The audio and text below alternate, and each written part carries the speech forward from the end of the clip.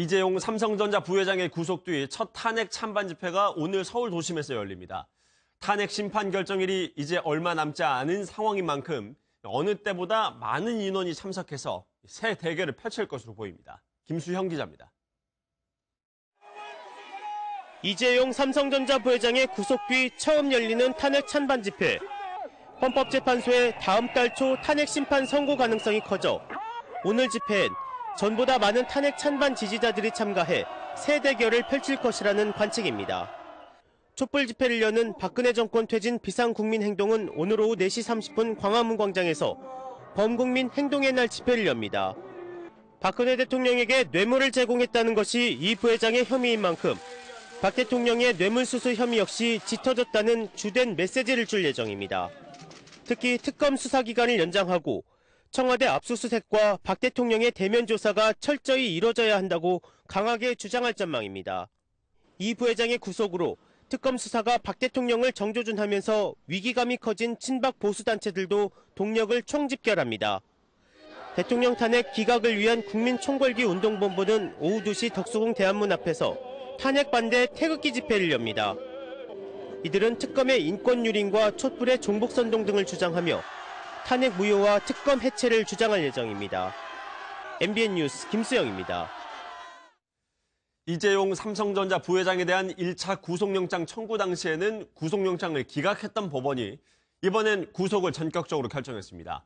앞서 영장이 기각됐던 지난달과는 어떤 점이 달라졌는지 김근희 기자가 짚어봤습니다. 앞서 이재용 삼성전자 부회장에게 적용된 혐의는 뇌물공여와 횡령, 위증 3가지였습니다. 구속영장 기각 이후 특검은 수사를 보강해 범죄 수익 은닉과 재산 국외 도피 혐의를 추가했습니다. 삼성이 말을 이용해 정유라 씨를 우회 지원한 것으로 보고 범죄 수익 은닉 혐의를 적용한 겁니다. 또 삼성이 독일에 있는 최순실 씨 페이퍼 컴퍼니로 돈을 보내는 과정에서 금융당국에 신고하지 않아 재산국의 도피 혐의도 추가됐습니다. 특검은 이 부분을 구속영장 발부의 결정적 요인으로 평가했습니다. 독일에 돈이 지급되는 과정에서 허위계약서라든지 이런 부분들이 밝혀져서 혐의가 추가된 것이 아마 주요한 영장 발부의 원인이 아니었다. 수사 전략을 바꾼 것도 주요했습니다. 수사 초기 삼성물산과 제일모직 합병에만 초점을 맞췄던 특별검사팀은 이번에는 이재용 부회장의 경영권 승계까지 뇌물의 대가로 확대했습니다. 이 과정에 추가로 발견된 안종범 전 청와대 정책조정수석의 수첩 39건도 결정적인 역할을 한 것으로 전해졌습니다. 뇌물 대가성의 범위를 넓히고 이를 뒷받침하는 물증까지 확보하면서 혐의 입증이 더 탄탄해졌다는 평가입니다. MBN 뉴스 김근희입니다. 수장이 구속되면서 삼성 임직원들은 큰 충격에 휩싸였습니다. 삼성은 그룹 2인자인 최지성 부회장을 중심으로 비상경영 체제에 들어갔지만 총수의 공백을 메우기는 쉽지 않을 것으로 보입니다. 앵커 리포트입니다. 삼성은 충격의 도가니에 빠졌습니다. 삼성 측은 이재용 부회장의 구속영장이 발부된 지 2시간 만인 오전 7시 반, 22자의 짧은 입장을 내놨습니다. 앞으로 재판에서 진실이 밝혀지도록 최선을 다하겠다며 말을 아꼈습니다. 삼성 창업 79년 만에 첫 총수 구속으로 그룹 경영은 비상이 걸렸습니다.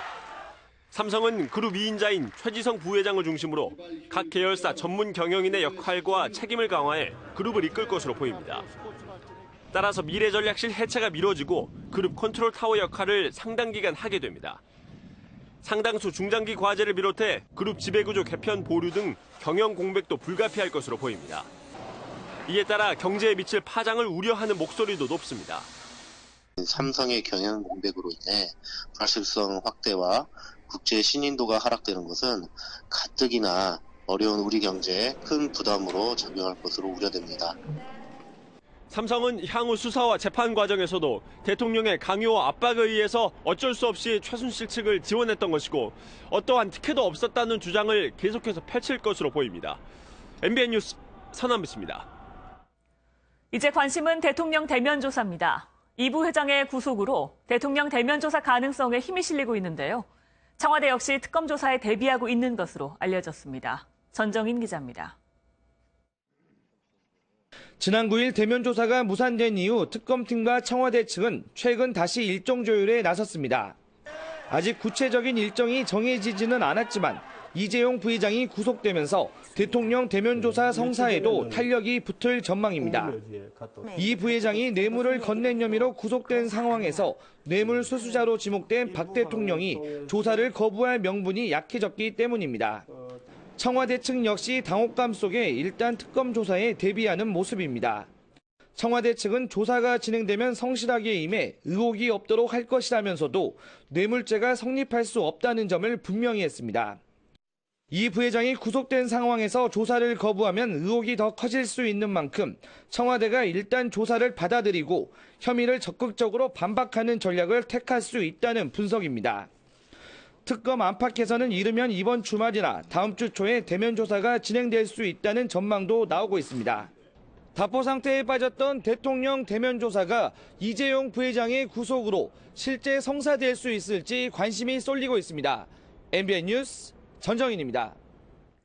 이렇게 동력을 확보하게 된 특검은 수사기간 연장의 명분도 얻었다는 분석이 나옵니다. 결국 그 결정권은 황교안 대행이 쥐고 있어서 연장이 될지 여부는 불투명한데요.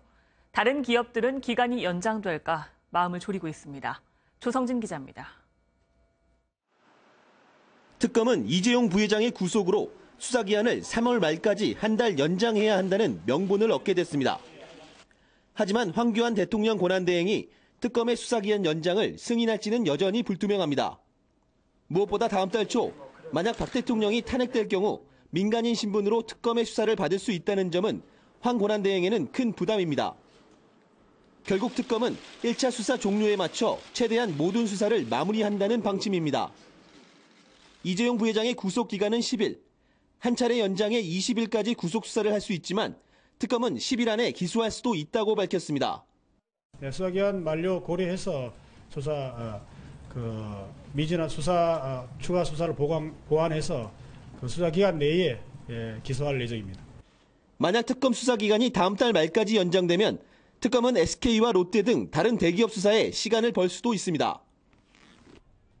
수사기간이 연장되든 이달 말에 끝나든 이재용 부회장의 구속으로 특검은 수사에 우위를 점한 건 분명합니다. MBN 뉴스 조성진입니다. 이재용 삼성전자 부회장의 구속에 충격을 받은 쪽은 또 있습니다. 바로 대통령 변호인단인데요. 대통령 변호인단은 이 부회장의 지난번 영장 기각이 바로 뇌물죄가 성립하지 않는 핵심 근거다라는 논리를 폈었습니다. 그런데 이번에 이 부회장이 구속되자 말을 바꿨습니다. 한민용 기자입니다. 이재용 부회장의 1차 구속영장 기각은 이제까지 박근혜 대통령 측이 탄핵 심판의 든든한 방패로 활용해왔습니다. 대통령 변호인단이 박 대통령의 뇌물죄가 성립되지 않는다는 근거로 이 부회장의 1차 영장 기각을 이용해온 겁니다. 그제도 헌법재판소에서 대통령 변호인단은 이 부회장의 구속영장이 기각된 점을 강조했습니다. 그런데 법원이 이 부회장에 대한 구속영장을 발부하자 대통령 변호인단은 당혹스러운 분위기입니다. 이제까지 주장해온 논리가 모두 무너졌기 때문입니다. 대통령 변호인단은 하루 만에 말을 바꿨습니다. 이번에 청구된 그 사실, 순환출자 연결고리 해소 문제, 이 문제는 탄핵소추 의결서에 기재가 되어 있지 않기 때문에 탄핵소추의 심판 대상이 아니기 때문에 대통령 측은 이재용 부회장의 구속에 선을 그으면서도 이 부회장 구속이 탄핵 심판에 미칠 영향에 촉각을 곤두세우고 있습니다. MBN 뉴스 한민용입니다. 대통령 변호인단이 헌재에서 공개 검증을 원했던 녹음 파일의 일부가 또 공개됐습니다. 고영태 전 WK 이사와 김수현 전 고원기획 대표 사이의 통화 내용인데요. 이 내용을 들어보면 고 씨는 K스포츠재단뿐 아니라 미르재단까지 장악하려는 속내를 감추지 않았습니다. 민경영 기자입니다. 지난해 6월 자신의 측근인 김수현 전 고원기획 대표에게 전화를 건 고영태 씨. 고 씨는 정현식 당시 K스포츠재단 사무총장을 쫓아내고 새로운 인물을 앉혀야 한다고 말합니다. 그러니까 사무총장을 쳐내는 수밖에 없어. 사무총장 자리에다가 딴 사람 앉혀놓고 정리해야지 사무총장. 자신이 사무부총장으로 들어가 사실상 재단을 장악하겠다는 건데 수백억 원에 이르는 재단의 자금도 거론합니다. 그렇게 하다가 보면 거기 다 우리가 장악하는 거지. 500억이니까요. 괜찮다니까요. 근데 그거 가지고 그것만 하는 게 아니라 다른 일을 그리고 지금 나아가 고 씨는 미르재단까지도 장악하려는 의도를 감추지 않았습니다. 미르재단도 지금 삼성에서 바꿔야 돼. 이사장도 바꿔야 되고. 앞서 검찰 조사에서 고영태 씨는 해당 통화 내용에 대해 김수현 대표와 장난삼아 한 이야기라며 사실이 아니라고 주장했습니다. MBN 뉴스 민경영입니다. 또 다른 내용도 있습니다. 고영태 씨는 국정농단 의혹이 불거지면 대통령이 최순실 씨를 지키고 안종범 전 수석에게 사태 모든 책임을 더 씌울 것이라고 예측하기도 했습니다. 이어서 김순철 기자입니다. 지난해 7월 대기업들로부터 강제로 모금을 했다는 의혹이 불거진 미르재단. 국정농단 의혹이 조짐을 보이자 고영태 씨는 측근에게 결과를 예측합니다. 박근혜 대통령이 최순실 씨를 지키려고 안종범 전 수석에게 책임을 지우려 할 거라는 얘기입니다. 대통령은 수장을 지키기 위해서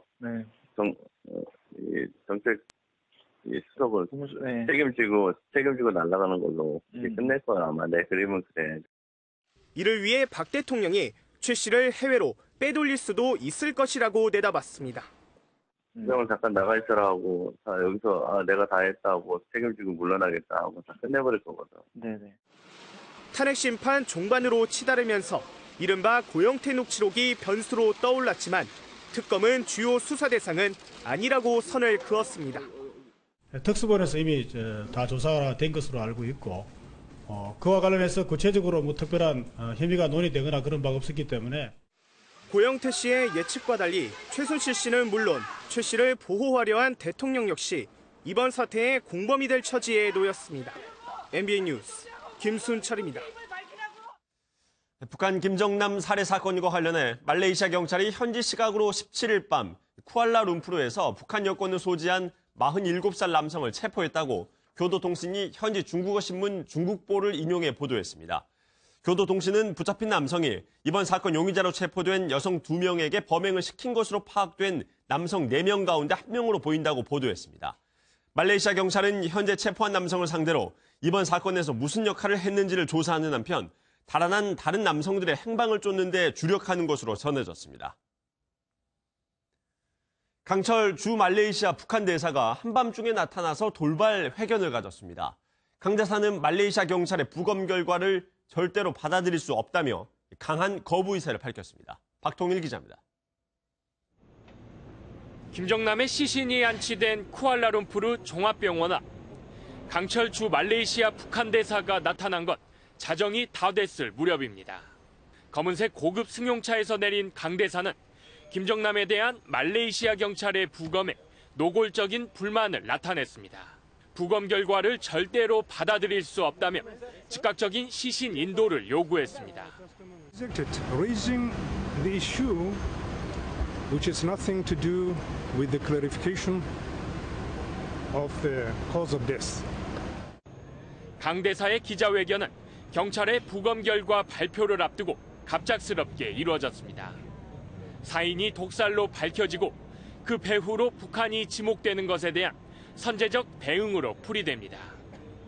강 대사는 최순실 사태를 거론하며 한국 정부에게도 비난의 화살을 돌렸습니다. Authorities are really desperate to escape from the miserable state of the largest ever scandals, political scandals. 말레이시아 수사당국은 이르면 오늘 부검 결과를 발표할 것으로 보입니다. MBN 뉴스 박통일입니다. 김정남의 시신을 확보하려는 북한 당국이 난감한 상황에 처했습니다. 순수히 내줄 것 같았던 말레이시아 당국이 유족의 DNA 자료를 요청하고 나섰기 때문입니다. 최현미 기자입니다. 김정남 암살 사건을 조사하고 있는 말레이시아 경찰이 김정남의 시신을 인도받으려면 유족의 DNA 자료를 제출해야 한다는 방침을 정했습니다. 북한 당국이든 김정남의 가족이든 DNA 자료를 가져오는 쪽에 시신을 인도하겠다는 겁니다. 현지 경찰은 시신을 인계하기 전에 이 시신이 누구에게 속한 것인지 확인해야 한다며 사망자 프로필과 맞는 가족 구성원의 DNA 샘플이 필요하다고 말했습니다. 순조롭게 시신을 인도받을 거라고 예상했던 북한 당국은 긴장하는 기색이 역력합니다. 북한이 인도하려면 현재 북한에 남아있는 김정남 가족의 DNA를 보내야 하기 때문입니다. 유럽 등지에서 떠돌이 생활을 하는 걸로 알려진 김정철이나 김정은 노동당 위원장 또는 여동생 김여정의 DNA가 필요한 겁니다. 게다가 이미 김정남의 둘째 부인인 이혜경이 중국 대사관에 시신 인도 요청을 한 상황이라 마음이 급합니다. 둘째 부인 이혜경은 한솔 소리 남매의 엄마로 마카오에 머물고 있습니다. 본처와 아들 한 명은 중국 베이징에 있습니다. 이런 가운데 북한이 사건 발생 초기 시신을 화장하자고 말레이시아 당국에 강하게 요청한 사실이 드러나면서 증거를 없애기 위해 시신을 확보하려는 것 아니냐는 의혹도 제기됐습니다. MBN 뉴스 최은미입니다. 김정남이 사망 전 마지막으로 한 말은 액체가 뿌려져 너무 아프다였다고 합니다. 처음 알려졌었던 독침이 아니라 액체 형식의 독극물로 공격받은 것으로 보이는데요. 대체 어떤 독극물을 사용했던 걸까요? 추성남 기자입니다. 말레이시아 현지의 한 매체는 김정남이 사망 직전 너무 아프고 고통스럽다, 액체가 뿌려졌다는 말을 남겼다고 보도했습니다. 아직 정확한 부검 결과가 나오지 않았지만 이 보도가 사실이라면 독침이 아닌 독극물 살해 가능성이 크다는 얘기가 됩니다. 김정남의 시신에서 바늘 자국은 발견되지 않았다는 또 다른 현지 매체의 보도도 나왔습니다. 그렇다면 과연 어떤 독극물을 사용했을까? 가장 먼저 신경성 독가스인 VX 가스 가능성이 제기됐습니다. 제1차 세계대전 당시 개발된 VX 가스는 많은 양이 노출되면 10분에서 15분이면 사망케 하는 맹독성이 특징인데 영화 속에서도 치명적인 살상용 화학 가스로 그려졌습니다. 냄새와 색깔이 없는데 제초제보다 역한 냄새가 났다는 목격자의 증언에 밀어 가능성은 크지 않다는 분석입니다. 맹독성 부교감성 흥분제인 브로마 네오스티그민도 유력하게 거론되고 있습니다. 과거 북한이 러시아와 중국에서 최덕근 영사와 김창환 선교사를 살해한 독극물입니다. 실제 북한에서는 짐승을 사냥할 때 화살촉에 묻혀 사용하는 것으로 알려져 만약 김정남 부검에서 이 물질이 나온다면 북한 소행일 가능성이 커집니다. MBN 뉴스 추성남입니다. 김정남이 살해당한 말레이시아의 쿠알라룸푸르에는 북한 식당이 딱 한 곳 있습니다. 그런데 이곳에 근무하는 북한 종업원들에게 김정남 피살 사건에 대해서 물어봤더니 전혀 모른다고 답했습니다. 심지어 김정남이 누구냐고 되묻기도 했다는데요. 말레이시아 현지에서 길기범 기자가 보도합니다. 말레이시아 쿠알라룸푸르에 있는 유일한 북한 식당입니다. 입구에는 인공기가 걸려 있고 식당 내부는 공연 무대부터 큼지막한 피규어까지 세련되게 장식됐습니다. 여성 종업원들은 손님 농담에도 잘 대응하며 대화를 이어나가지만 4명인데 3개만 주면 싸우면 어떻게 하라고? 내가 싸우지 않게? 김정남에 대한 질문에는 모르쇠로 일관합니다. 김정남 씨도 자주 오셨었어요? 심지어 북한 사람이 죽었다는 사실도 몰랐다며 대답을 회피합니다. 북한 혹시 사람 죽었다는 뉴스 보고 좀 분위기는 좀 공항에서 죽었어요. 또 취재진이 나가자 아예 식당 문을 닫아버렸고 외부 바리케이드 역시 손님이 나갈 때마다 매번 열고 닫았습니다. 이처럼 폐쇄적인 분위기는 북한 대사관에도 느껴집니다. 제가 나와 있는 곳이 바로 말레이시아 북한 대사관 앞입니다. 여길 보시면 취재진을 향해 아무것도 묻지 말라는 듯 이렇게 초인종을 아예 떼버렸고 신문도 들여가지 않는 등 외부와의 접촉을 아예 차단하고 있는 겁니다. 강철 북한 대사 등 대사관 관계자들도 대사관을 드나들 때마다 취재진을 무시합니다.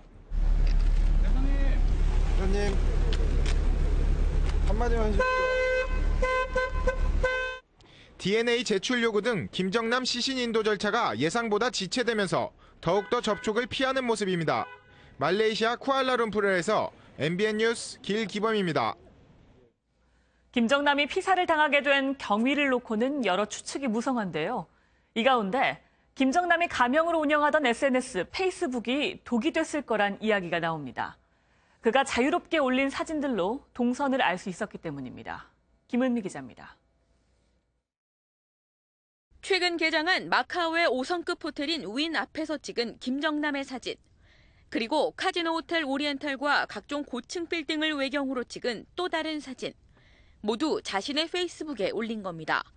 김정남은 암살 당시 가명으로 썼던 김철이란 이름을 페이스북 계정에도 똑같이 사용했습니다.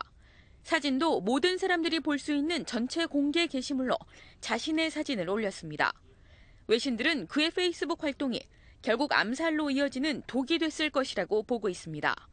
그런데 보도가 나간 이후 접속을 시도하자 페이지가 존재하지 않는다라고 뜹니다. 누군가가 이 계정을 차단했다는 뜻입니다. 그렇다면 과연 누가 차단했을까? 김정남 암살 후 신변의 위협을 느낀 가족들이 해당 페이스북의 아이디나 비밀번호를 알고 미리 조치를 취했을 가능성이 있습니다. 이번 암살 사건의 배후로 추정되는 북한의 정찰총국은 각종 해킹 및 사이버 공격에도 능한 곳. 정찰총국이 사전에 손을 썼을 가능성도 배제할 수 없어 보입니다. MBN 뉴스 김은미입니다. 김정남과 100통이 넘는 편지를 주고받고 이 편지로 책까지 쓴 일본인 기자가 한 명 있습니다. 이 일본인 기자가 본 김정남은 그야말로 자유인 같았다고 합니다. 최형규 기자입니다. 지난 2001년 김정남은 일본에 입국하려다 위조 요건을 쓴 혐의로 추방됐습니다. 앞서 1990년대엔 일본을 자주 찾았는데 도쿄 번화가 아카사카에 있는 한국 술집을 좋아했습니다. 조총련계 한국인 등 여러 국적 사람을 만날 수 있다는 게 이유였습니다. 이런 내용은 김정남의 친구이자 기자인 일본인 고미요지가 쓴 책에 자세히 나와 있습니다. 김정남이 쓴 이메일 150통으로 엮은 이 책에는 김정남이 일본에 단골 호텔이 있을 정도로 여행을 좋아했다고도 적혔습니다. 北朝鮮は経済の改革開放、中国式の改革開放しか生きる道はないとも言っていました。 또 북한 비자로 갈 수 있는 나라가 별로 없다고 아쉬워할 정도로 김정남은 자유를 원했습니다. 하지만 3대 세습을 한 북한 체제를 비판할 때는 단호한 인물이었습니다. 最初には権力の世襲は社会主義体制と合わず、指導者は民主的な方法で選ばれるべきだと言っていました。 고미요지는 김정남은 기자와도 같이 춤을 출 수 있을 정도로 유쾌한 사람이었다며 그저 평범한 사람이 되고 싶었을 거라며 아쉬워했습니다. MBN 뉴스 최영규입니다. 이제 북한의 이른바 백두혈통은 몇 명 남지 않았습니다. 김정일 체제까지, 그러니까 김정은이 들어서기 전까지만 해도 최고 지도자의 형제가 암살당하는 일은 없었죠. 하지만 이제 이런 금기가 깨지면서 백두혈통들은 그야말로 숨 죽이고 있어야 숨을 쉴 수 있는 상황이 됐습니다. 주진희 기자입니다.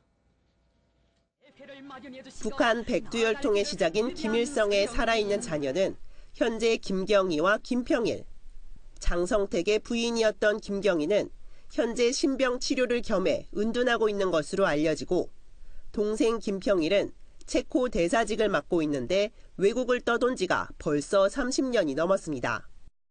유교 전통은 기본은 장자 원칙입니다.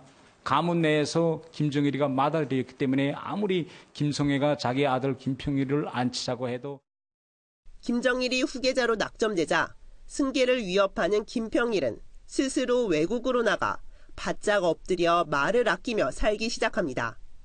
대사임에도 단 한 번도 외신과 인터뷰를 하지 않았고 모습도 거의 드러내지 않은 겁니다.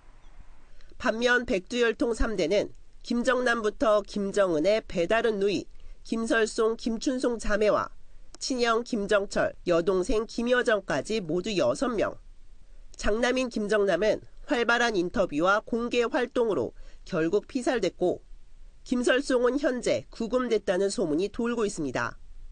김정은의 권력에 위협적일 수 있는 남아있는 남자 형제는 김정철뿐이지만 현재 북한에서 직책도 없이 살고 있는 것으로 전해지며 심지어 김정은의 목숨을 구걸했다는 정보도 있습니다. 살아남기 위해 남은 백두혈통들이 숨을 죽이고 있는 가운데 김정은의 남은 위협은 결국 김정남의 아들인 김한솔과 김금솔이 될 수 있다는 분석이 나옵니다. MBN 뉴스 주진입니다. 한일 외교장관이 4개월여 만에 만나 부산의 일본 총영사관 앞 소녀상을 비롯한 양국 간 외교 갈등 문제를 논의했습니다. 하지만 구체적인 타결 방안은 찾지 못했고 입장 차이만 재확인했습니다. 조경진 기자입니다. 주요 20개국 외교장관 회의에 참석 중인 윤병세 외교부 장관과 기시다 후미오 일본 외무상이 만났습니다. 현지 시각으로 17일 독일에서 한일 외교장관 회의를 열어 소녀상 문제 등 양국의 갈등 문제를 논의했습니다. 회담은 시작 전부터 냉랭한 기운이 감지됐습니다. 일본 측은 회담 시작을 알리는 모두 발언과 악수 장면 등을 공개하는 관례를 거절했고 실제로 30여 분 동안 이어진 회담은 양국의 입장 차이를 재확인하는 데 그쳤습니다. 외교부 당국자에 따르면 기시다 외무상은 소녀상 설치에 유감을 표명하며 우리 측의 적극적인 문제 해결을 요구했고 윤 장관은 한일 관계가 어려울수록 양국 외교 당국 간 소통을 강조하며 주한 일본 대사의 본국 소환을 조기에 종결하는 것이 필요하다고 답했지만 일본 측의 구체적인 언급은 없었다고 설명했습니다. 또 윤 장관은 일본이 교과서 제작 기준에 독도가 일본 땅이라는 주장을 명기하려는 것에 대해 항의의 뜻을 전하고 일본의 신중한 대응을 촉구했습니다. 이번 회담은 윤 장관과 기시다 외무상 사이의 14번째 회담으로 지난해 10월 유엔 총회 참석을 계기로 뉴욕에서 만난 이후 약 4개월 만에 이뤄졌습니다. MBN 뉴스 조경진입니다. 이어서 정치권 소식입니다. 안희정 충남지사의 대권 후보 지지율이 처음으로 20%를 돌파했습니다. 이제 지지율 1위인 문재인 더불어민주당 전 대표와의 차이는 불과 11%포인트로 좁혀졌습니다. 윤범기 기자입니다. 안희정 충남지사의 지지율이 모든 여론조사를 통틀어 처음으로 20%를 넘어섰습니다. 정치권에서는 안희정발 뒤집기가 시작됐다는 성급한 전망마저 나오고 있습니다. 여론조사 전문업체 한국갤럽에 따르면 문 전 대표의 지지율은 지난주보다 4%포인트 상승한 33%, 안 지사의 지지율은 같은 기간 3%포인트 상승한 22%인 것으로 나타났습니다. 안 지사의 지지율은 특히 2주 만에 12%포인트나 급상승하는 무서운 상승세로 마의 벽이라고 불리는 20%를 처음 돌파했습니다. 안 지사는 지지율 변화에 일희일비하지 않겠다면서도 필승을 다짐했습니다. 지지율이 저 바닥에 있을 때나 지금이나 제 마음은 하나도 흔들리는 거 없습니다. 저는 오로지 새로운 대한민국을 향해서 혼신의 힘을 향해서 도전하고 있습니다. 황교안 대통령 권한대행의 지지율은 지난주보다 2%포인트 하락했고 안철수 전 국민의당 대표의 지지율은 2%포인트 상승해 9%로 동률을 이뤘습니다. 이재명 성남시장은 5%, 유승민 바른정당 의원은 2%, 국민의당에 입당한 손학규 국민주권개혁회의 의장이 1% 순이었습니다. 안 지사의 지지율이 거침없이 상승하면서 이젠 문 전 대표와 사실상 양강구도를 형성했다는 평가까지 나오고 있습니다. MBN 뉴스 윤범기입니다. 안희정 충남지사가 이렇게 계속해서 뜨고 있는 이유는 뭘까요? 무엇보다 텃밭인 충남 지역에서의 선전이 눈에 띕니다. 안 지사는 특히 이번 일주일 내내 충청 지역을 샅샅이 돌아다녔는데요. 반기문 유엔 전 사무총장의 지지율 흡수에 성공했다는 평가가 나오고 있습니다. 안보람 기자입니다.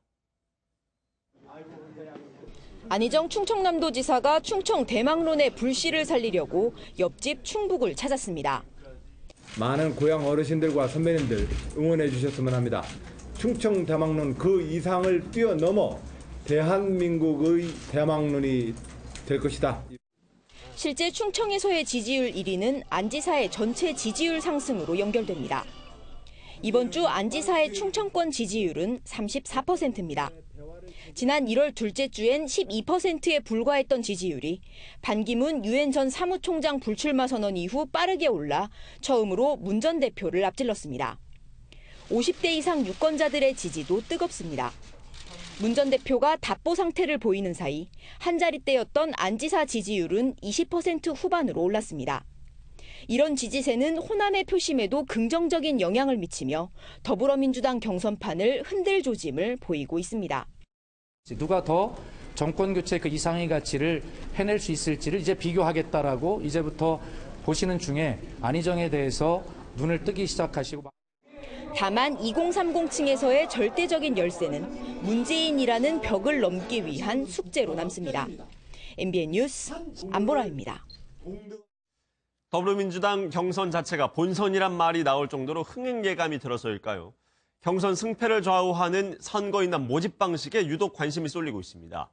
이런 와중에 거주지를 속여서 경선에 참여하는 위장 전입 논란이 제기되고 있습니다. 무슨 얘기인지 김문영 기자가 보도합니다. 더불어민주당 경선 선거인단 모집 과정에서 주소를 바꿔 입력하거나 말해도 오류 없이 등록할 수 있어 위장 전입 논란이 일고 있습니다. 선거인단 등록 방식은 온라인, 전화, 현장 접수 총 3가지인데요. 제가 직접 전화 접수를 통해 등록해 보겠습니다. 신청하시는 분 주소 말씀해 주세요. 광주광역시 남구 네. 제가 실제로 거주하는 곳은 경기도이지만 다른 지역을 불러도 인증은 쉽게 이뤄질 수 있었습니다. 과거에는 신용카드사 등의 도움을 받아 실거주지와 같은지 검사할 수 있었는데 이제는 개인정보보호 방침이 강화되면서 실거주지 동일 여부를 파악하기 어려워져 벌어지는 해프닝입니다. 민주당 경선은 4차례 순회 경선으로 이뤄집니다. 이전 지역에서의 표결 결과가 다음 경선지에서 미칠 파급 효과가 클 수밖에 없습니다. 지지율이 낮았던 고 노무현 전 대통령이 지난 2002년 첫 경선지인 호남에서 노풍을 일으키며 판세를 바꾼 사례가 대표적입니다. 그래서 문재인, 안희정, 이재명 후보 모두 첫 경선지인 호남에 주력하고 있는데 이번 위장 전입 우려도 호남에서 제일 많이 제기되고 있습니다. 민주당 모바일 경선의 허점으로 우상호 민주당 원내대표도 일부 주소가 뒤바뀌는 경우는 있을 수 있다고 인정했습니다. 그러면서도 조직적으로 개입하지 않는 이상 전체 표심이 왜곡될 가능성은 적다고 선을 그었습니다. MBN 뉴스 김문영입니다. 손학규 국민주권개혁회의 의장이 국민의당에 공식적으로 입당했습니다. 국민의당은 손 의장을 반기듯 6년 단임 분권형 대통령제를 골자로 하는 자체 개헌안을 발표했습니다. 원중희 기자입니다. 손학규 국민주권개혁회의 의장이 국민의당 입당 원서에 이름을 올렸습니다. 손 의장은 당내 경선 경쟁자인 안철수 천정배 전 대표와 손을 맞잡고 진정한 정권 교체를 위해서는 개헌을 해야 한다고 강조했습니다. 개혁 공동정부를 세워 구체제의 적폐를 청산하고 개헌을 통해 제7공화국을 출범시켜야 합니다. 국민의당은 손 의장을 환영하듯 자체 헌법 개정안을 발표했습니다. 개헌안에는 6년 단임 분권형 대통령제와 19대 대통령 임기를 3년으로 단축하는 안 등이 담겼습니다. 제왕적 대통령제라는 악의 고리를 끊어내야 합니다. 개헌은 의지와 결단 그리고 사명감의 문제입니다. 이번 개헌안은 손 의장과 안 전 대표 등 주요 대선 주자들의 의견은 묻지 않고 마련됐지만 대통령 임기 단축안 등 손 의장의 주장이 상당 부분 반영됐다는 평가입니다. MBN 뉴스 원중입니다. 정의당 심상정 상임대표가 국회의원 의석을 가진 정당 중에서는 처음으로 당 공식 대선 후보로 확정이 됐습니다. 심 대표에게는 이번이 3번째 대권 도전인데요.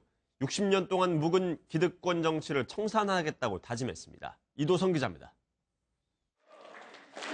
경선에서 80%가 넘는 지지율을 얻으며 대선 후보로 선출된 심상정 대표는 60년 넘게 이어온 기득권 정치의 종식을 약속했습니다. 과감한 기득권 청산과 민생개혁으로 새로운 대한민국을 만드는데 제 모든 것을 바치겠습니다. 시민과 함께 광장에서 촛불을 들었던 심 대표는 온 국민이 염원하는 개혁 정부를 완성하겠다고 강조했습니다. 우리 정의당이 꾸는 꿈은 대한민국 국민들이 함께 꾸는 꿈입니다. 촛불 시민의 열망입니다. 촛불 시민의 승리를 만들어내겠습니다. 심 대표는 지난 2004년 처음 국회에 입성해 민주노동당과 진보신당 등을 거치며 진보 진영을 대표하는 정치인으로 자리 잡았습니다. 3선 의원이기도 한 심 대표는 지난 2007년을 시작으로 이번이 3번째 대권 도전입니다. 완주 의지를 밝힌 심상정 대표가 의미 있는 득표율로 진보 정치 부활의 신호탄을 쏘아올릴 수 있을지 정치권에 관심이 쏠립니다. MBN 뉴스 이도성입니다. 불법 조업을 하던 중국 어선 70여 척을 향해 우리 해경이 기관총 900발을 발사해 이들을 쫓아냈습니다. 기관총 대응은 올해 처음인데요. 석 달 전 정부가 한포 사격을 경고했지만 무장한 중국 어선들의 불법 조업은 끊이질 않고 있습니다. 윤길환 기자입니다. 해경이 불법 조업을 하는 중국 어선에 대해 경고 방송을 합니다. 하지만 쇠창살로 무장한 중국 어선들이 오히려 경비함을 가로막으며 거세게 저항합니다. 현측에 쇠창살 모이고 있어, 쇠창살 모이고 있어. 그젯밤 9시 5분쯤 전남 목포시 가거도 남서쪽 해상에서 벌어진 일입니다. 중국 어선 한 척이 우리 해경에 납포되자 주변에 있던 어선 70여 척이 때로 몰려와 경비함에 돌진한 겁니다. 해경은 결국 M60 기관총 900발을 발사했습니다. 도전하죠! 쏘기 시작!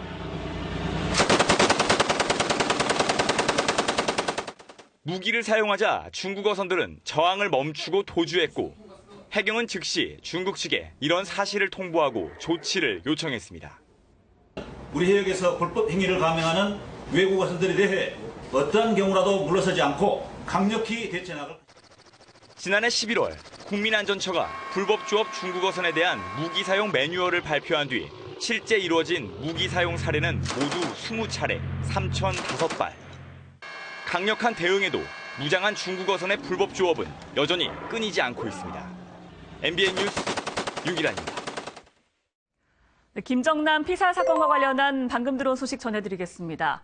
말레이시아에서 김정남의 시신을 부검을 했는데요. 지금 재부검을 한다는 소식이 들어와 있습니다. 첫 부검에서 사인을 결론을 못 내렸기 때문에 재부검을 한다는 소식인데요. 오늘 원래 사인 결과가 발표될 예정이었는데 아마 조금 늦어질 것으로 보입니다. 자세한 내용은 들어오는 대로 다음 뉴스에서 전해드리겠습니다. 다음 소식입니다. 친형을 목 졸라 살해하고 장롱에 유기한 60대 남성이 도주 6주 만에 경찰에 붙잡혔습니다. 생활비를 내라는 형의 구박에 욱해서 저지른 일이었다고 합니다. 박수진 기자입니다. 경기도 성남의 한 찜질방입니다. 남성 3명이 걸어오더니 자고 있던 남성에게 다가가고 곧바로 찜질방에서 끌고 나옵니다.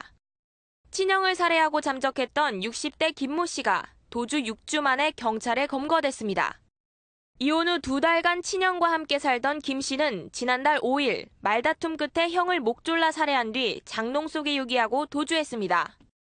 마치 형이 쓴 것처럼 12일에 돌아오겠다는 메모를 집안에 남기는 등 범행을 은폐하려고까지 했습니다. 3주 뒤 피해자 김모 씨와 함께 살던 손녀와 군에서 휴가를 나온 손자가 장롱에서 시신을 발견했고 곧바로 경찰에 신고했습니다. 경찰 조사 결과 김 씨는 생활비 때문에 형과 갈등을 빚었던 것으로 알려졌습니다. 근데 거기 가서 뭐 일도 안 하고 빈둥빈둥 있고 이러니까 자꾸 생활비 때문에 투덜투덜하고 둘이 싸운 거예요. 경찰은 보강 수사를 거쳐 김 씨에 대해 구속영장을 신청할 방침입니다. MBN 뉴스 박수진입니다. 성매매를 하려다 돈만 뜯긴 20대 남성들이 이 사기범을 끝까지 찾아내 보복을 했습니다. 1시간 동안 감금해 때리고 돈도 빼앗았다는데요. 누가 더 나쁜 걸까요? 박상호 기자입니다. 마스크를 쓴 남성이 누군가를 데리러 갑니다. 잠시 뒤 어색하게 걸어가는 두 남성. 편의점에 들러 돈을 찾고는 함께 건물 안으로 들어갑니다. 성매매 알선 사기범이 돈만 받고 아무도 없는 오피스텔로 남성을 들여보내는 장면입니다. 그런데 갑자기 어디선가 2명의 남성이 나타나 사기범을 무차별 폭행하기 시작합니다.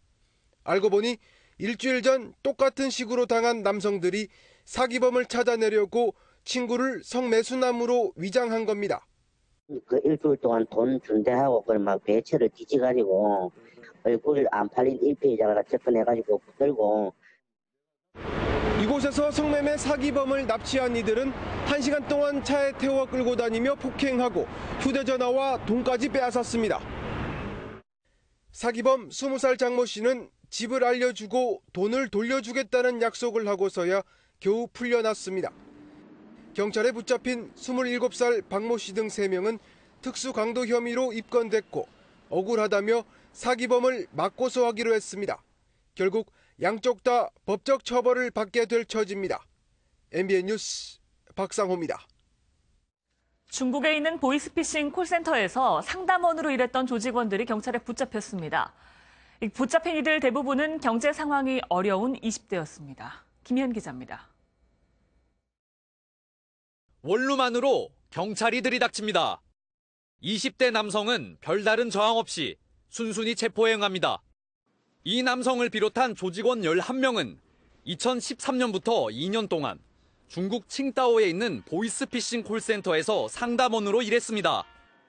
공동 숙소에서 멘트 교육까지 받으며 사기 행각을 벌였고 피해자 20여 명으로부터 4억여 원을 가로챘습니다. 지금 선생님 인터넷 뱅킹이나 스마트 뱅킹 사용하시나요? 비밀번호나 아이디 같은 거. 아니, 저는 그 비밀번호가 0812거든요. 말하는 게 뭐 중국 사람 같지도 않았고 형사라고 하니까 뭐 사건 번호나 막 이런 것까지 다 불러주고 하니까.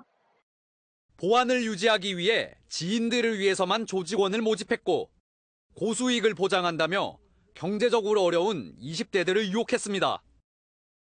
그 상담원 수익 일부를 기존 상담원에게 제공하는 다단계 방식으로 조직원들은 20대가량의 젊은 청년들로 돈을 쉽게 벌 수 있다는 유혹에 빠져서 조직원에 가입한 것으로 확인되었습니다.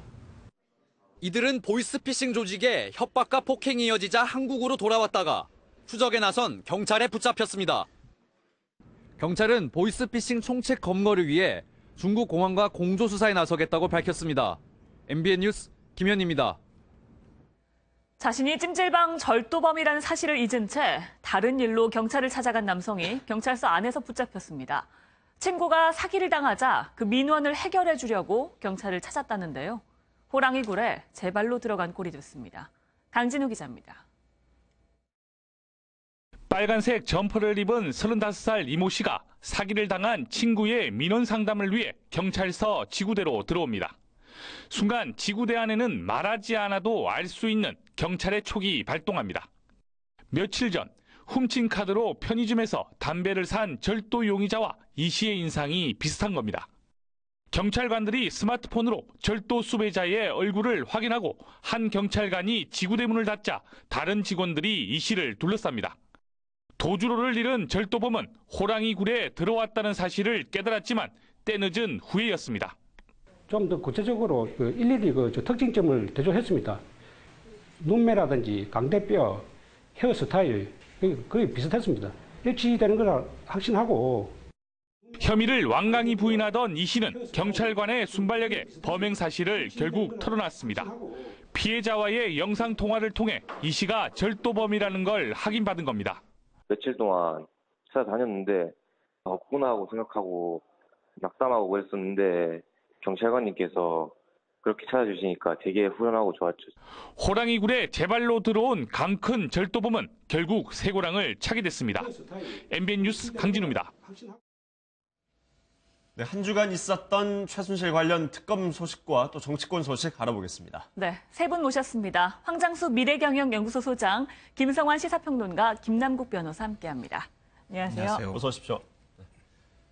저희가 지난주 이 같은 시간에도 함께 나눴던 주제인데 삼성전자 이재용 부회장이 구속될지 말지에 대해서 얘기를 나눴는데 결국에 여기 계신 분들의 예견처럼 구속이 됐습니다. 이제 수사는 점점 더 정점인 박근혜 대통령 쪽으로 향해 갈 수밖에 없게 됐어요. 오늘은 첫 질문부터 바로 OX를 좀 여쭤보면서 시작을 해보면 어떨까 싶은데요. 박근혜 대통령의 대면 조사를 앞두고 있는데 이 대면 조사에 박 대통령이 응할 것이다 라고 생각하면 O를 들어주시고 아니다, 응하지 않을 것이다 라고 생각하시면 X를 들어주십시오. 네, 그동안 대면 조사를 두고 특검이 청와대와 줄다리기를 해왔는데요. 일단 O와 X로 두 가지 의견으로 나뉘었습니다. 대면 조사에 응한다. 이유에 대해서 좀 말씀해 주시겠습니까, 황 소장님? 예, 지금 이재용 부회장에 대한 영장이 어제 재청구 끝에 되지 않았습니까? 박근혜 대통령은 이재용 부회장에 대한 영장 청구와 대통령의 탄핵 사유와는 관계가 없다지만은 첨재가 정리한 5가지 탄핵 사유 중에 하나가 뇌물수수 등 각종 형사법을 위반했다라는 문제가 들어 있습니다. 예.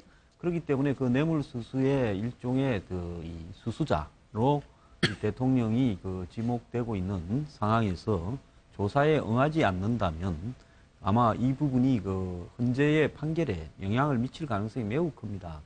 그건 대통령 스스로가 응해서 떳떳하게 응해서 자신을 갖다가 방어할 부분을 스스로 포기했기 때문에 이 부분이 헌재 재판관들로 하여금 별 마음의 부담이 없이 탄핵을 인용케 하는 그런 요소로 작용할 수 있기 때문에 그런 부분을 막기 위해서 시간을 조금 최대한 끌고 마지막 순간에 이 특검에 응한다. 그렇게 되면 그 특검의 조사 내용을 가지고 헌재가 반영을 할 때 또 대통령 측에서 주장하는 헌재 판결이 대통령의 특검 대면 조사 내용을 이렇게 정리해서 반영하는데 시간이 더 걸려야 되지 않느냐라는 시간 끌기 측면에도 또 활용을 할 거다. 그런 부분에서 조사에 응하는 게 대통령 측으로는 좀 낫겠죠. 김 변호사님도 같은 이유. 네, 거기에 하나 더 의견을 추가하자면요. 사실은 박근혜 대통령 입장에서는 현실적인 이유를 좀 피할 수가 없습니다. 지금 이제 헌재에서는 24일 날, 이번 달 24일 날 변론을 종결하겠다라고 이야기를 하고 있고, 뭐 헌재의 일반적인 어떤 평이라든가 이런 시간을 고려하면 결국에는 3월 13일 이전에 탄핵 선고가 예상이 됩니다. 만약에 박근혜 대통령이 지금 특검에서 뭐 조사를 받지 않는다라고 한다면 결국에는 탄핵이 뭐 인용이 되거나 또는 가결이 될지는 좀 불확실하지만 현재로서는 인용의 가능성이 굉장히 높은 것으로 보기 때문에 결국에는 만약 인용이 된다고 한다면 박근혜 대통령의 어떤 신분을 벗어난 상태에서 수사를 받게 됩니다. 그렇다고 한다면 특검은 지금 이미 뇌물 공여자인 이재용 부회장에 대해서 영장을 청구한 상태에서 수사를 지금 진행을 하고 있는데 그거보다 더 죄질이 나쁘다고 평가가 될 수 있는 수수자에 대한 구속영장을 청구하지 않을 수가 없습니다. 그렇다고 한다면 박근혜 대통령은 결국에는 대통령 신분을 벗어난 상태라고 한다면 검찰이나 특검에서는 구속 수사나 이런 것들을 고려할 수밖에 없기 때문에 결국에서 현실적인 어떤 이유 때문에 구속돼서 수사를 받지 않겠다는 어떤 현실적인 어떤 고려 때문에 아마 대면 조사를 좀 응할 것으로 생각이 됩니다. 네, 그래서 다음 주 초쯤에 대면 조사에 응할 것이다, 뭐 일정을 조율하고 있다는 얘기가 나오긴 한데 왜 안 받을 것이라고 보십니까? 그러니까 저 혼자 이렇게 얘기하니까 좀 이상한데요. 그러니까 저는 지금 특검만 우리가 초점을 맞춰서 볼 경우에는 대면 조사를 받을 것이라는데 무게가 더 실려 있다고 생각합니다. 왜냐하면 대면 조사를 받지 않을 경우에는 특검이 수사기간 연장론에 대한 어떤 힘을 붙여줄 수 있기 때문에 박 대통령 입장에서도 굉장히 좀 부담스럽다고 생각이 되거든요.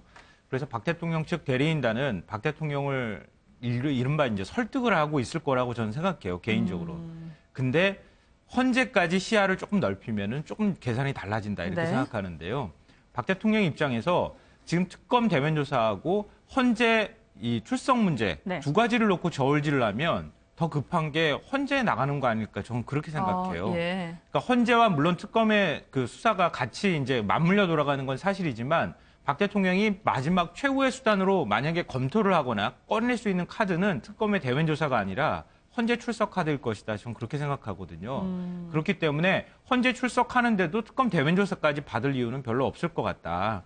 그러니까 박 대통령의 최후의 수단, 최후의 카드를 생각해 보면 대면 조사는 받지 않고 헌재에 나가는 카드를 아마 생각해 보지 않을까 그런 생각이 듭니다. 그러니까 둘 중에 하나에만 응할 것인데 그게 이제 헌재 카드가 될 것이다라는 의견이셨어요.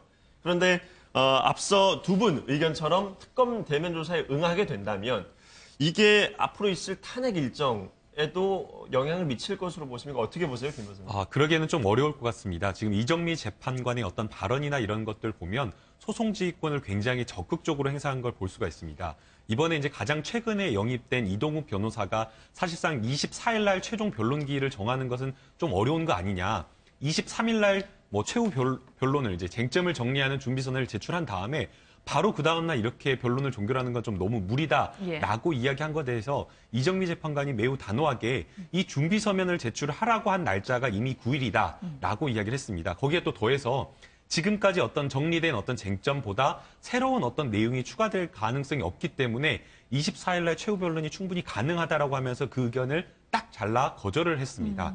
그렇다고 한다면 뭐 박근혜 대통령이 뭐 최후 진술을 하겠다라고 하면서 출석 요구 의사나 이런 것들을 표현할 수는 있지만 뭐 지금의 어떤 재판관이나 이런 입장들을 보게 되면 24일 최후 변론을 끝내고 그다음에 3월 13일 이전에 선고를 하겠다라는 어떤 강력한 의지를 보인 것이기 때문에 박근혜 대통령이 이렇게 나와서 뭔가 진술을 하겠다라고 하면서 이것을 뭐 지연작전의 일환으로 좀 끌기에는 좀 어려운 측면이 있습니다. 그다음에 이제 결국에는 또 박근혜 대통령이 나온다고 한다면 어떤 이야기를 할 것인가가 굉장히 중요할 겁니다.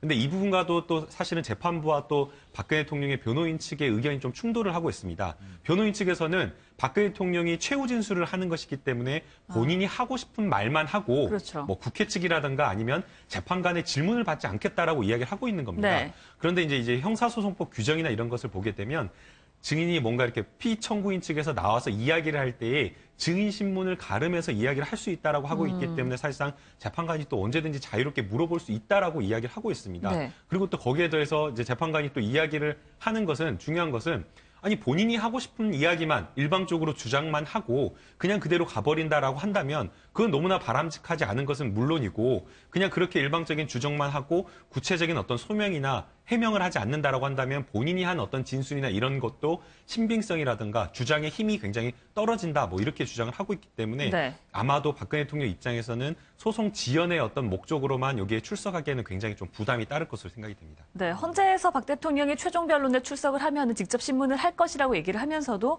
사실 질문을 안 받는다고 하면 이를 제지할 방법은 없다라고 얘기를 하기도 했거든요. 그럼에도 박 대통령은 어쨌든 최종 변론에 출석을 해서 이야기를 하게 될까요?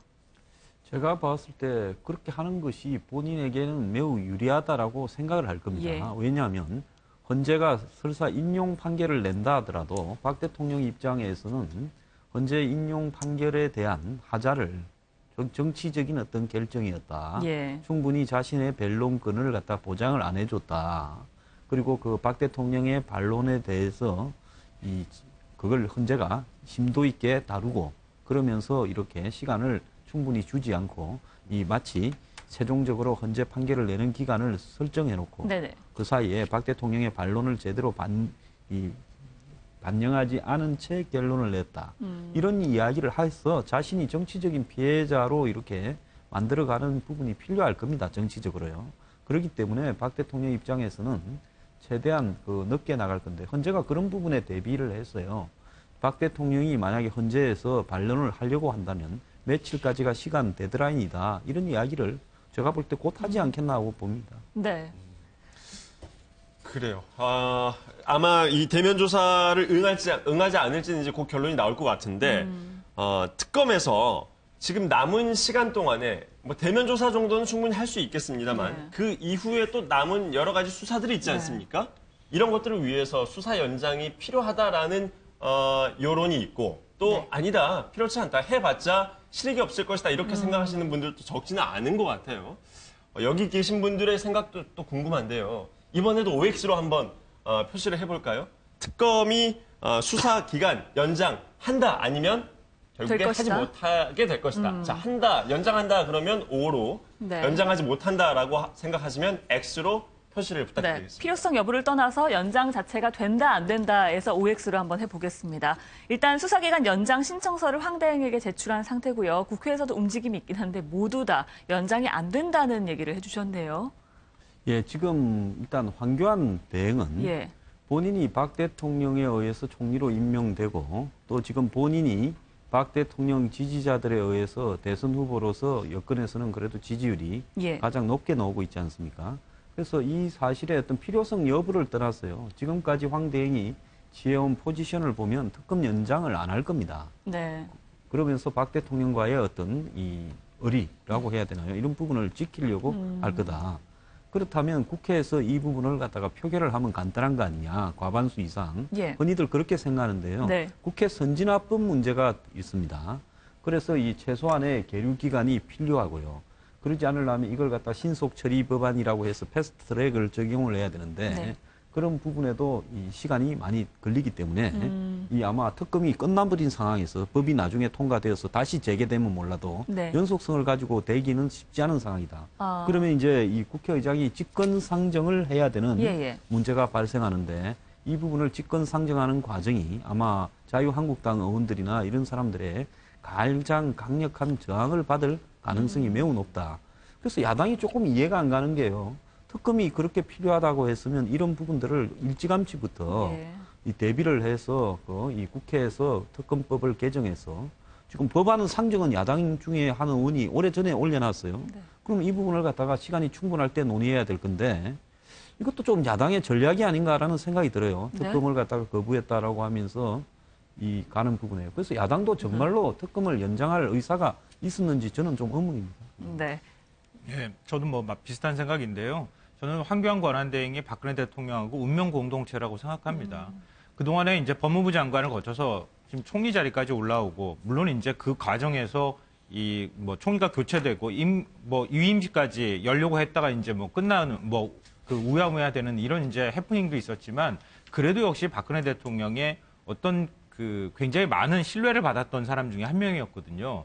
그렇기 때문에 박 대통령한테 최종적으로 본인이 뭐 정치로 갈지 안 갈지는 모르겠지만 마지막에 박 대통령한테 일종의 칼을 들이대는 것이 될 수도 있기 때문에 그런 측면에서 차마 수사기간 연장까지는 결정하지 못할 것이다 이렇게 생각을 합니다. 네. 아마 김 변호사님도 예, 똑같은 황권한대행의 의지가 반영이 되기 때문에 안 될 것이다 이렇게 보고 계시네요. 네, 맞습니다. 어차피 특검 입장에서는 사실상 남은 수사가 너무 많이 남아 있습니다. 우병우 전 수석에 대한 수사가 가장 또 어떻게 보면 중요하다고 볼 수가 있는데요.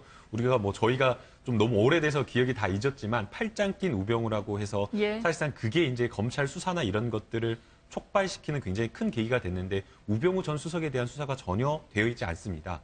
그리고 거기에 또 더해서 지금 이재용 부회장에 대한 어떤 구속영장은 발부가 됐지만 남아있는 대기업도 역시 남아있고 사실상 지금 특검에서는 기간이 너무 짧아서 다른 대기업의 수사는 아직 시작조차 못하고 있다라고 이야기를 하고 있기 때문에 사실상 특검 어떤 기간 연장에 대한 필요성 매우 높다라고 볼 수가 있습니다.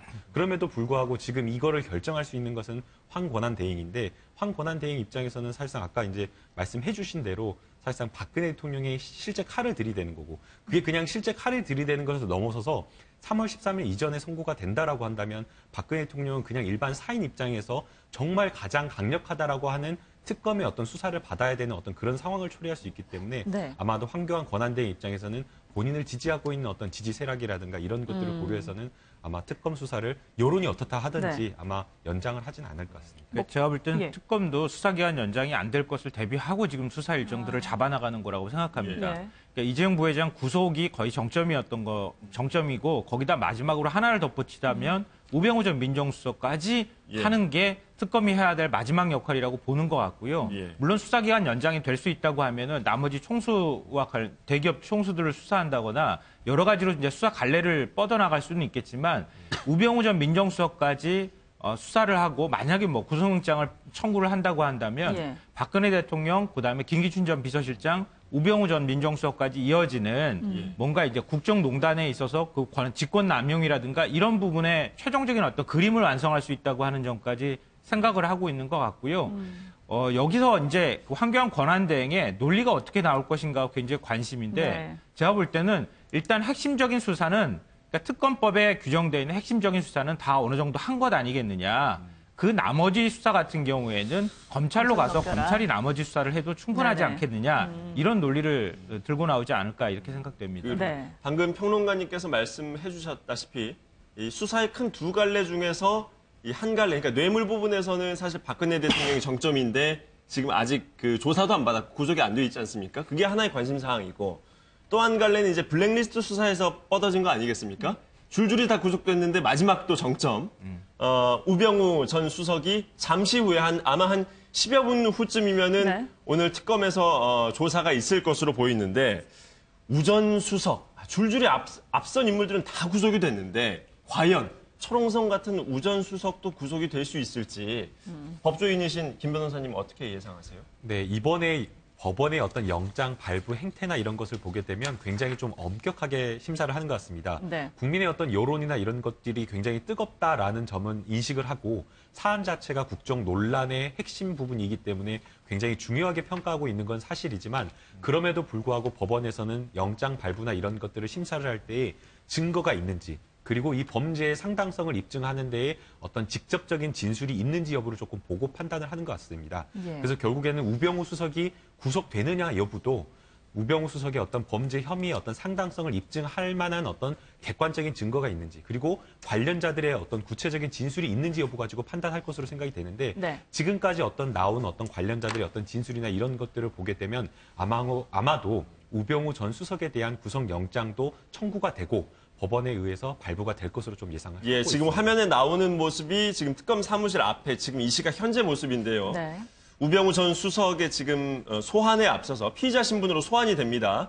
한 12분 후쯤에 지금 출석이 예정이 돼 있는데 지금 앞에 취재진들과 경찰, 경비대원들이 지금 그 문 앞을 지키고 있는 모습입니다.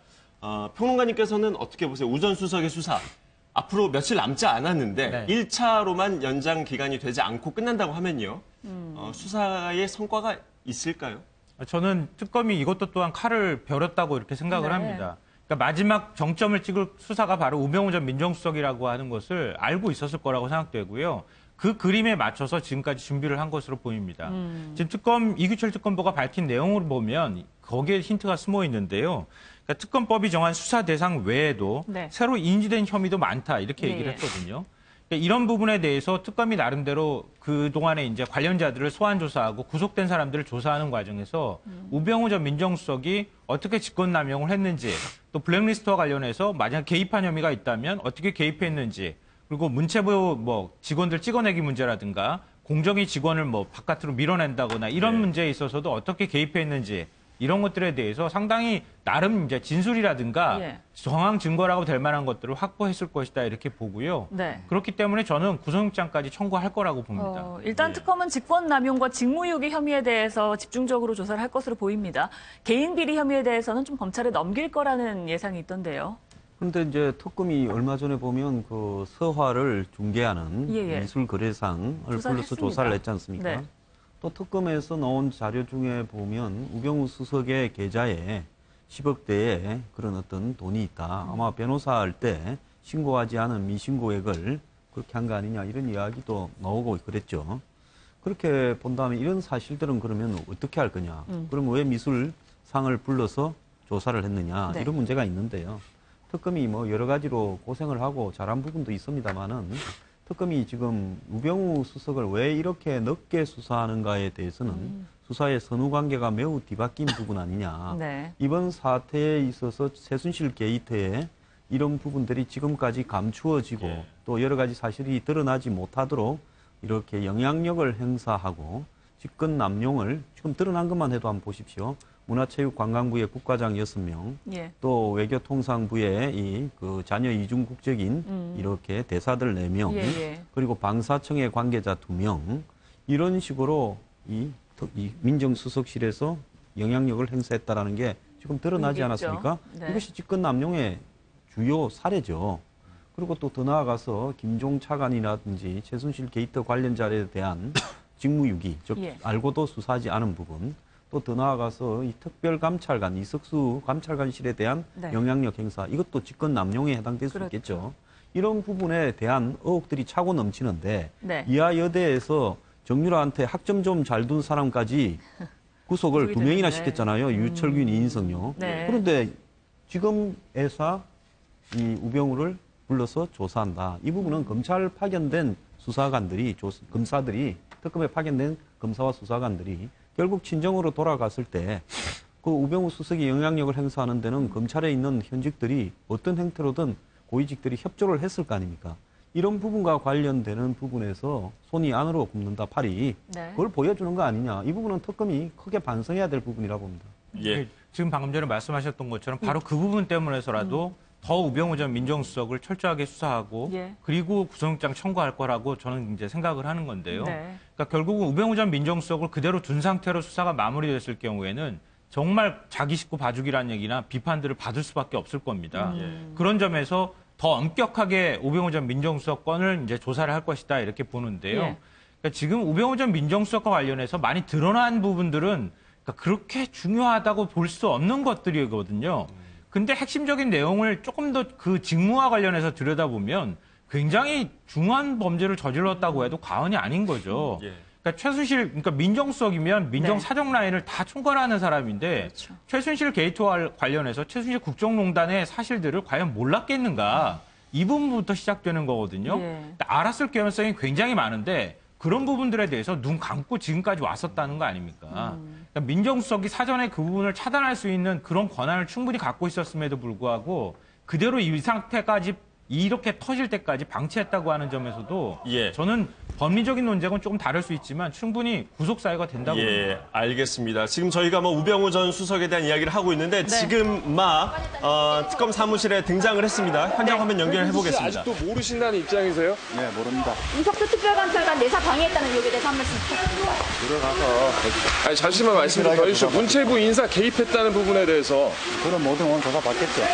아드님 꽃보직 특혜에 대해서 한 말씀 부탁드립니다. 한 말씀만 보내드리겠습니다.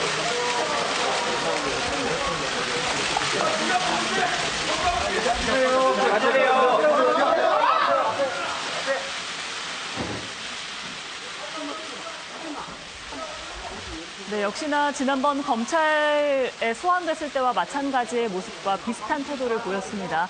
일단 문체부 인사 개입에 관련해서 물어봤을 때도 모른다라고 대답을 했고요. 아들 특혜 의혹에 대해서 기자들의 질문에 역시 묵묵부답을 했습니다. 오늘 직권남용과 직무유기 혐의를 받고 있는 우병우 전 민정수석이 소환되는 모습 함께 보셨습니다. 근데 지금 소환되는 모습 보고 저는 굉장히 뭐라 그럴까요? 좀 약간 뭐 화가 난다 그래야 되나요? 예.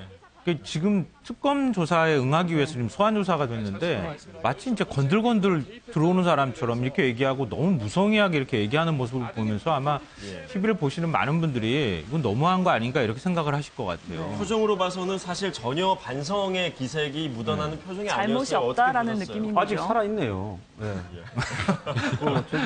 저게 낫죠. 뭐 지금 뭐 죽을 상황에서 온다고 뭐 본인한테 뭐 영향력이 크게 있을 게 있겠습니까? 그런데 저분이요, 이번에 이 특검의 조사에서도 과연 저분에게 적용되고 있는 의혹이 제대로 전부 다 이렇게 조사가 되어서 될 건가에 대해서요, 저는 기본적으로 의문을 가지고 있습니다. 지금 특검이 앞으로 마무리하는 날까지 빼고 나면요, 한 4, 5일, 일주일은 마무리해야 될 거예요. 그럼 오늘부터 역산으로 계산했을 때 우병우 수석은 일주일 이상 조사가 가능하겠습니까? 그렇다면 이 수사는 애초에 마지막에 부른 것 자체가요. 오랫동안 깊숙이 조사할 생각이 없고 10건쯤 되면 한두 건으로 적당히 정리하겠다라는 의혹을 국민한테 받을 수밖에 없는 상황이 되어 있다 이래 봅니다. 네. 그러니까 특검의 수사가 과연 어디만큼 진행되었는지 여부가 중요할 것 같은데요. 만약에 특검의 수사 의지가 있었다라고 한다면 아마 우병우 수석을 가장 마지막에 불렀을 또 가능성도 있다라고 생각이 됩니다. 물론 이제 어디까지 뭐 진술이라든가 증거를 확보했는지는 모르겠지만 지금 어차피 지금 특검에서도 예측을 하고 있을 겁니다. 검찰에서 우병우 전 민정수석이 수사를 받았을 때 전부 다 부인을 하고 묵묵부답 다 인정을 한 것이 하나도 없습니다. 그렇기 때문에 특검에서도 우병우 전 민정수석이 이럴 것이다라고 예상을 했다라고 한다면 우병우 전 민정수석을 불렀을 때에 유의미한 어떤 진술을 받아낼 가능성은 전혀 없다라는 어떤 생각 하에 아마 우병우 전 민정수석에 대한 수사를 가장 마지막에 두고 불렀을 가능성도 있다라고 생각이 됩니다. 그러니까 굳이 우 전 수석의 그 자백이나 진술이 없어도 그렇죠. 입증을 할 수 있을 만큼 증거를 만들어 놓은 다음에 불렀을 가능성이 있다는 말씀이시죠? 예, 그렇습니다. 만약 그렇다고 한다면 시간이 지금 촉박하지만 아까 이제 우병우 수석에 대한 어떤 수사 마무리가 남은 어떤 3일이나 4일에도 조금 가능하지 않을까라는 좀 예측을 해보고 있습니다. 김재춘 전 실장의 예를 본다면요. 초반에 한 가지라도 확실한 걸 적용을 해서 구속영장을 청구해서 만약에 신병이 구속돼 있다면요. 이후에 훨씬 많은 것들이 터져나올 겁니다. 우병우 수석은 여러 가지가 터져나오는 부분을 막는 역할을 했기 때문에요. 우 수석이 그 구속 여부가 실질적으로 우 수석에 대한 여러 가지 제보, 그다음에 진술, 다른 피의자들의 이 부분에서 나올 수 있는데요. 지금 뭐 우 수석이 저렇게 출두한다는 부분은 여전히 우 수석의 영향력이 저는 작용을 하고 있는 단계다 이렇게 보고 있습니다. 그러니까 저는 직무유기하고 직권남용 부분에만 초점을 맞출 것이다 이렇게 보는데요. 그동안에 이제 가족회사 정강에서 뭐 미술품을 사고 횡령을 했다든가 아니면 아들의 어떤 의경 특혜라든가 관련되어 있는 여러 가지 이제 가족과 관련되어 있는 개인과 관련되어 있는 여러 가지 의혹들이 제기가 됐거든요. 근데 그런 부분에 대해서는 일단 빼놓고 직권남용하고 직무유기 두 가지 부분에만 집중을 한다면 뭔가 그래도 성과를 내는 것들을 뭐 고려를 했을 것이다. 이 부분에만 초점을 맞춘다면 우병우 전 민정수석에 대해서 구속영장 청구까지 가능할 것이다. 이런 판단을 아마 했을 것으로 보입니다. 그러니까 그동안에 사실 수사하는 과정에서 우 전 수석을 빨리 부르지 않은 부분은 나름 뭐 그 수사 의지가 없었다고 하는 비판을 좀 받기는 했지만 민정수석이라고 하는 자리가 블랙리스트를 직접 실행하는 자리는 아니잖아요. 그러니까 최순실 국정농단에 관련돼서 직접 실행하는 어떤 그 그러니까 실행하는 부서의 어떤 역할을 한 것은 아니기 때문에 그런 부분을 감시해야 되는 역할이 좀 더 많이 있다고 봐야 되거든요. 그러니까 그런 부분에 대해서는 직무유기 문제를 걸고 그리고 최순실 국정농단과 관련돼서 이석수 특별감찰관이 관련돼 있는 조사를 하려고 했을 때 못하게 찍어내기를 했다던가 이런 부분에 대해서는 직권남용을 적용한다거나 이렇게 초점을 맞추는 방식으로 이번에 수사를 할 것으로 보입니다. 특검이요. 구속영장은 청구할 거라고 저도 봅니다. 문제는 영장 청구를 판사가 발부를 해줘야 될 거 아닙니까? 네. 그런데 직권 남용이나 직무유기는요. 예. 정말로 해석하기에 따라 가지고 명확하게 증거를 확실하게 입증을 해서 딱 떨어지게 하기가 굉장히 쉽지 않은 겁니다. 논문하고는 또 달라요. 예. 그렇기 때문에 이 문제가 특검이 구속영장을 청구하는 거하고 실제로 영장이 발부될 것인가 하는 것은 전혀 다른 문제다. 그러면 한번 청구했다가 안 되면 다시 재청구하기 위해서라도 일찍 청구를 했었어야죠. 예. 이재용 부회장처럼요. 재청구할 시간은 그런데 지금 좀 했다가 청구했다가 판사가 그냥 기각시켜버리면 직권남용이나 사실 직무유기는 기각하기가 굉장히 좋은 부분입니다. 그래요. 오늘 만약에 일정을 지금 잠깐 짚어주셨으니까요. 오늘 밤 늦게라도 체포영장을 청구할 가능성. 구속영장을. 일단 뭐 체포영장을 가능성은 어떻게 보세요?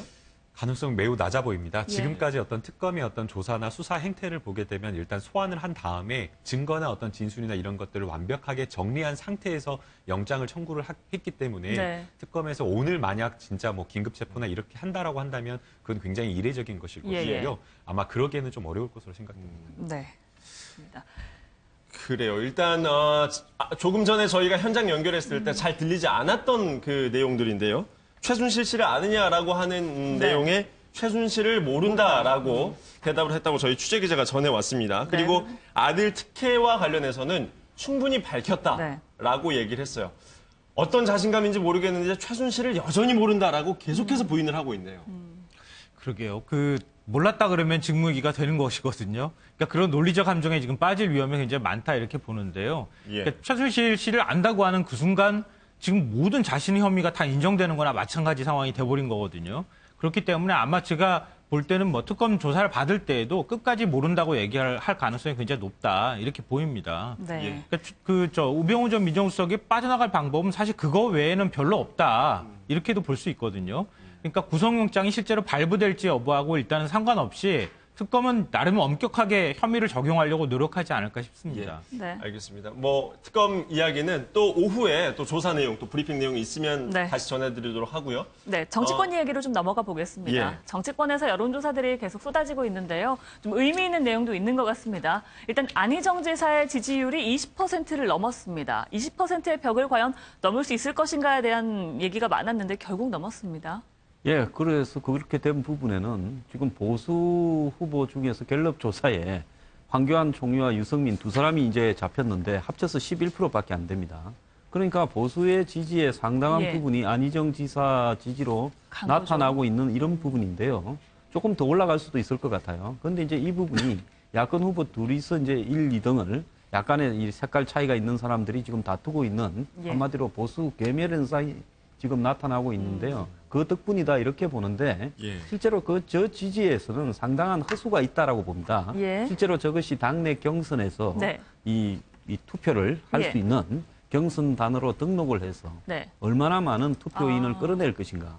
그거는 현장 시군구에 하나밖에 없는 투표소에 가야 되는 번거로움의 문제 내지는 모바일 투표를 등록해서 인정을 받아야 되는데 보수 지지자들이 과연 그런 번거로운 과정들을 갖다가 견뎌내면서 투표에 참가할 적극적인 의사가 있는가 이런 부분에서 그 안 지사의 지지율은 지금 급속하게 상승하고 있다는 것은 매우 이례적이고 충격적인데요. 그런데 그것이 과연 그 지지율 상승만큼을 당내 경선에서 실질 참여로 이끌어낼 수 있는가 이 부분이 지금 관건이라고 보입니다. 사실 이 여론조사 내용은 집토끼들의 결과라기보다는 산토끼들의 여론조사 결과라고 볼 수 있을 것 같은데 어떻게 보세요? 이 전체적인 여론조사의 결과가 민주당 내의 경선의 결과에도 적지 않은 영향을 미칠 수 있을 것으로 보고 계십니까? 근데 그걸 쉽게 예측하기는 좀 어려울 것 같습니다. 방금 전에 말씀하셨던 것처럼 지금 민주당 경선에 참여하지 않은 사람의 여론까지 같이 포함되어 있기 때문에 실제로 민주당 경선에 참여하는 적극 참여자들의 그 여론 성향은 어떻게 나올지 좀 봐야 될 것 같은데요.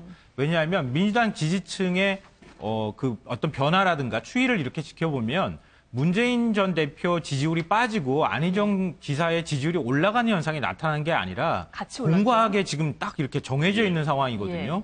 그러니까 문재인 전 대표 지지층, 그러니까 민주당 내 지지층들이 한 60% 넘게 지지를 하고 있고 안희정 지사 같은 경우는 한 20%대 정도밖에 안 되거든요.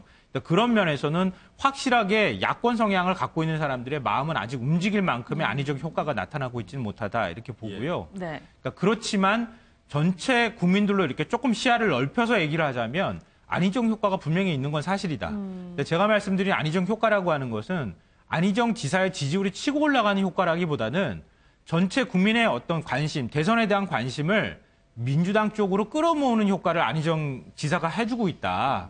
그렇게 보여요.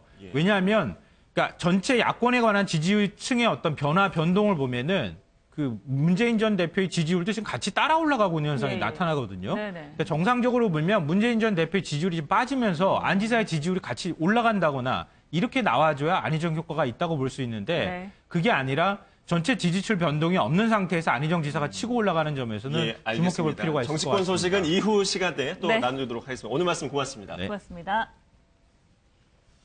주말인 오늘 서울의 아침 최저기온이 영하 7도까지 내려가는 등 반짝 추위가 찾아왔습니다. 네, 기상센터 연결해보죠. 조수연 캐스터 자세한 날씨 전해주시죠. 네, 봄의 두 번째 절기 우수인 오늘 반짝 추위가 찾아왔습니다. 현재 경기 북부와 강원 영서 북부에는 한파주의보가 내려졌는데요. 오늘 아침 파주가 영하 10.9도까지 떨어졌고 서울은 영하 7도까지 내려갔습니다.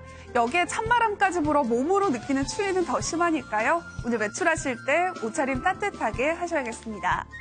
추위는 오래가지 않겠습니다. 내일 서울의 아침 기온 영하 4도로 오늘보다 3도가량 높겠고요. 낮에는 7도까지 올라 추위가 누그러지겠습니다. 현재 전국이 대체로 맑고 공기도 깨끗합니다. 오늘 중부지방 막다가 오후부터 구름이 조금 지나겠고요. 남부지방은 종일 맑은 하늘이 드러나겠습니다. 오늘 낮 최고 기온은 서울이 3도, 대전이 5도, 광주 6도, 부산 9도로 어제보다 낮겠습니다. 내일은 전국에 비 또는 눈 소식이 있는데요. 이 비와 눈이 그치고 난 뒤 기온이 다시 떨어지겠습니다. 날씨였습니다. 뉴스와이드 마치겠습니다. 함께해 주셔서 고맙습니다.